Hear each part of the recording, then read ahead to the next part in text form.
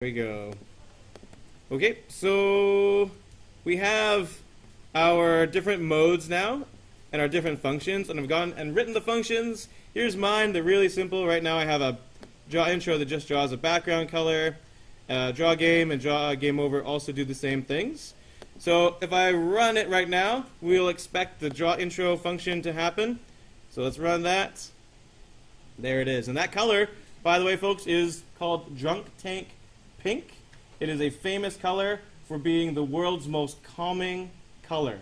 They've done thousands they studied this with thousands of people, and literally by looking at this color, you become calmer. It's not quite perfect because the projector doesn't show it perfectly, so Google Drunk Tank Pink to get the exact color. They've done studies where they've even seen like Olympic weightlifters.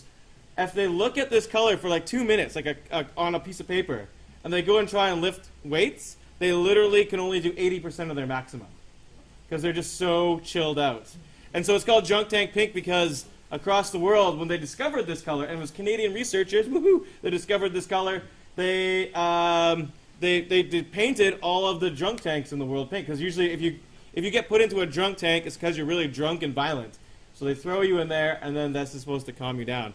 And then prisons and elementary schools and all sorts of places around the world became this color pink during the 1980s. So it was sort of, people got really sick of it, though, and they started changing those colors. But that's Drunk Tank Pink for you. Now, we can't actually get out of our intro, right? We're kind of stuck in our intro. It's just always intro all the time. And as lovely as Drunk Tank Pink is, it would be nice if we could go on and play the game. So here's the thing. In Draw Intro, we could have a way to change the mode. So here's my Draw Intro function. And you could put in all sorts of animation here, by the way, folks. This is in the draw loop, right? So you can have all sorts of interesting animation effects with things moving around. You could have, say, your ripples project, for example. All that stuff could be happening just in the intro. We could do a more sophisticated example of that later on. But here we go. I'm going to have an example of how you can switch from one mode to the next. You could simply say something like if you click. So if mouse pressed, then you could switch the game state. So you can say mode equals playing. And at any time that I click the mouse in the draw intro function, or in this mode, I'll click and I'll switch to the next mode, which is the drawing of the actual game. So I have a way of switching modes now with just a single variable. So anytime you want to switch modes, you can just use that variable and switch stuff up.